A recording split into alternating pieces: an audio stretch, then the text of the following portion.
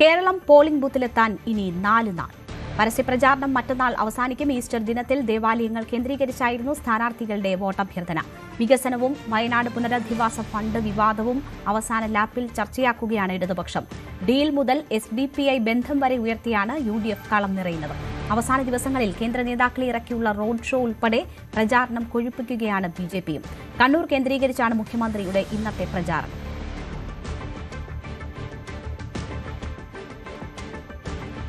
TG Sajith വിവരങ്ങളുമായി ചേരുന്നു. സജിത്ത്, മറ്റന്നാൾ കൊട്ടിക്കലാശത്തിലേക്ക് നീങ്ങുകയാണ്. വിവിധ വിഷയങ്ങൾ ഇപ്പോഴും ഇടതുപക്ഷവും UDFും ആയുധമാക്കുന്നു. എങ്ങനെയാണ് അവസാന ലാപ്പിലെ പ്രചരണം പുരോഗമിക്കുന്നത്?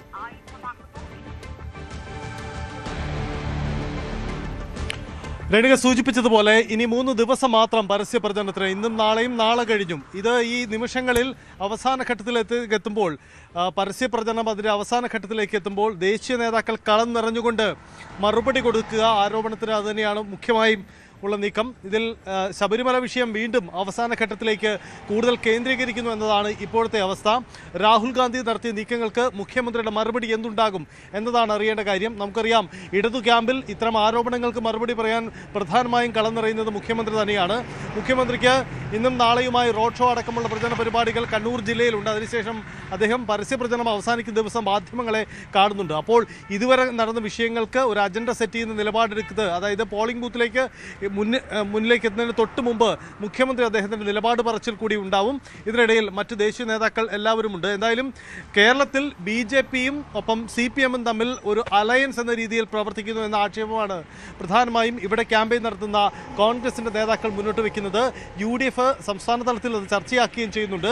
ഇതിനുള്ള മറുപടി തെരഞ്ഞെടുപ്പിൽ ഉണ്ടാകുമെന്ന് അവർ വാദിക്കുമ്പോൾ, അതേസമയം ഇതിന് മറുപടി നൽകുന്ന നീക്കം തന്നെയാണ് മുഖ്യമന്ത്രിയുടെയും ഒപ്പം തന്നെ ഇടതു നേതാക്കളുടെ ഭാഗത്തു നിന്നും ഉണ്ടാകുന്നത്.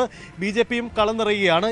ഇതിനിടയിൽ പുറത്തുവന്ന പല സർവേ റിപ്പോർട്ടുകളും സംസ്ഥാനത്തിൻ്റെ മത്സരചിത്രം വ്യക്തമാക്കുന്നതാണ്. ഇഞ്ചോടിഞ്ച് മത്സര സ്വഭാവം തന്നെയാണ് വ്യക്തമാക്കുന്നത്. ഏതെങ്കിലും മുന്നണിക്ക് മാത്രം ആധിപത്യം, കൂടുതൽ ആധികാരികത നൽകുന്ന ഒരു സർവേ റിപ്പോർട്ടുകൾ പുറത്തു വന്നിട്ടില്ല.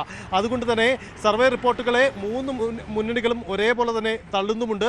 എന്തായാലും ഒരു കാര്യം വ്യക്തമാണ്, സംസ്ഥാനത്തിൻ്റെ പോർമുഖം ഏത് മുന്നണിക്ക് അനുകൂലമെന്ന് വ്യക്തമായി പറയാൻ കഴിയാത്ത സാഹചര്യമാണ്. അതുകൊണ്ട് ഇനിയുള്ള ഈ 3 ദിവസവും നിർണായകമാണ് എന്നാണ് സാഹചര്യം. ദേശീയ നേതാക്കളൊക്കെ കളം പിടിക്കുന്നു. അവസാന ഘട്ടത്തിൽ അവർ ഉന്നയിക്കുന്ന ആരോപണങ്ങൾക്ക് പ്രത്യാരോപണങ്ങൾ മറുഭാഗത്തു നിന്നുമുണ്ടാകും. അത്തരം നീക്കങ്ങൾ നമുക്ക് പ്രതീക്ഷിക്കുകയും ചെയ്യാം. രാഹുൽ ഗാന്ധി അടക്കമുള്ളവർ കളത്തിലുണ്ട്. കോൺഗ്രസിൻ്റെ ദേശീയ നേതാക്കളുണ്ട്. കർണാടക അടക്കമുള്ള സംസ്ഥാനങ്ങളിൽ നിന്നുള്ള പ്രധാന നേതാക്കളെ കോൺഗ്രസും കളത്തിലിറക്കിയിട്ടുണ്ട്. അങ്ങനെ അത്തരം സാധ്യതകൾ പരമാവധി പ്രയോജനപ്പെടുത്തിക്കൊണ്ടുള്ള നീക്കങ്ങൾ തന്നെയാണ് ഉണ്ടാവുന്നത്. ഇടത് ക്യാമ്പുകളിൽ ഈ ആരോപണങ്ങൾക്കും രാഷ്ട്രീയ നീക്കങ്ങൾക്കും പ്രധാനമായി ചുക്കാൻ പിടിക്കുന്നത് മുഖ്യമന്ത്രി തന്നെയാണ് എന്നതാണ് പ്രത്യേകത.